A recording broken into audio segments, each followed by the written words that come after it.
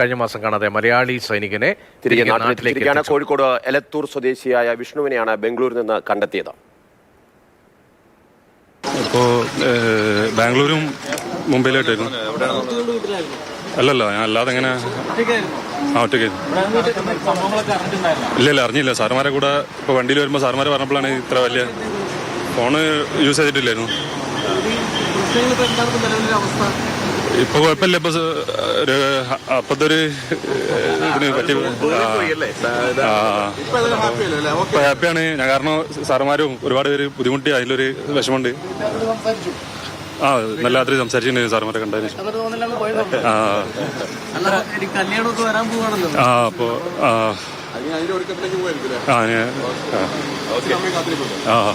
ശരി. വീടിന് ഏറെക്കുറെ അടുത്തേക്ക് എത്തി എന്നതാണ് അവസാനം വീട്ടുകാർക്ക് ലഭിച്ച സന്ദേശം. പിന്നെ എന്തിനു പോയി? അക്കാര്യത്തിൽ ഒരു വ്യക്തത ഉണ്ടോ?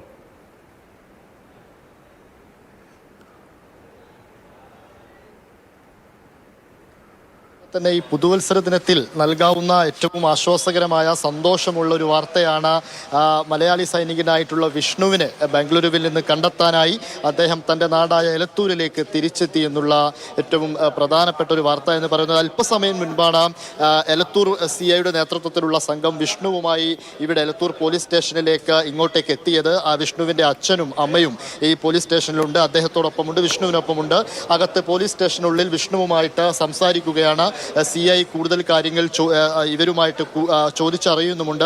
വിഷ്ണു ഇവിടെ എത്തിയ ഉടനെ തന്നെ മാധ്യമങ്ങളോട് പ്രതികരിച്ചത് താൻ നാട്ടിൽ നടന്ന കാര്യങ്ങളെക്കുറിച്ചൊന്നും താൻ അറിഞ്ഞിരുന്നില്ല. ഒരു സാമ്പത്തിക പ്രതിസന്ധി ഉണ്ടായിരുന്നു, ആ പ്രതിസന്ധി മൂലമാണ് മാറി നിൽക്കേണ്ട ഒരു സാഹചര്യം വന്നത്, എല്ലാവരെയും ബുദ്ധിമുട്ടിച്ചതിൽ തനിക്ക് അതിയായ പ്രയാസമുണ്ട് എന്ന കാര്യങ്ങളൊക്കെ വിഷ്ണു നമ്മളോട് നേരത്തെ തന്നെ പങ്കുവെക്കുകയും ചെയ്തു. ഇനി ഉടനെ അച്ഛനും അമ്മയും കൂടി ഉടനെ തന്നെ അല്പസമയത്തിനകം വീട്ടിലേക്ക് പോവുകയും ചെയ്യും.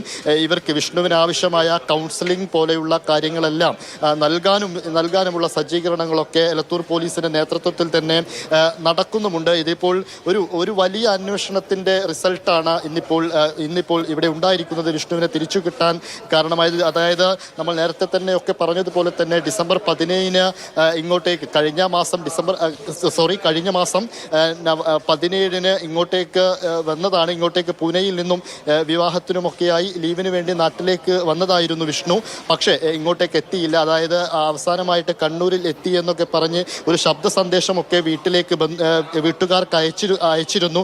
പക്ഷേ പിന്നീട് അടുത്ത ദിവസങ്ങളിൽ വിഷ്ണുവുമായിട്ടുള്ള ബന്ധമില്ലാതാവുന്നു, ഫോണിൽ വിളിച്ചിട്ട് കിട്ടാതാവുന്നു.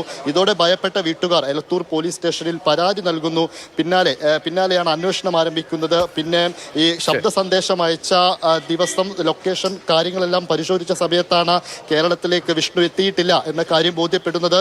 അതേ തുടർന്ന് അന്വേഷണം മഹാരാഷ്ട്രയിലേക്ക് വ്യാപിപ്പിക്കുന്നു. മഹാരാഷ്ട്രയിലെ തന്റെ സുഹൃത്തുക്കളായ സൈനികരുടെ മൊഴിയെടുക്കുന്നു. ഇതിനൊക്കെ ശേഷമാണ് പിന്നീട് ബംഗളൂരുവിലേക്ക് അന്വേഷണം എത്തുന്നത്. ബംഗളൂരുവിൽ മാനസിക പ്രയാസത്തിൽ അദ്ദേഹം സ്വയം മാറി നിന്നു എന്ന് പറയുന്നിടത്ത് നമുക്ക് ഈ വിഷയം അവസാനിപ്പിക്കാമെന്ന് തോന്നുന്നു. എന്തായാലും അദ്ദേഹം തിരിച്ചെത്തിയല്ലോ, അതിനുള്ള സന്തോഷം അദ്ദേഹത്തിന്റെ ഉദ്യോഗസ്ഥർക്കും ഒപ്പം തന്നെ വീട്ടുകാർക്കും എല്ലാം ഉണ്ടാകുന്നു.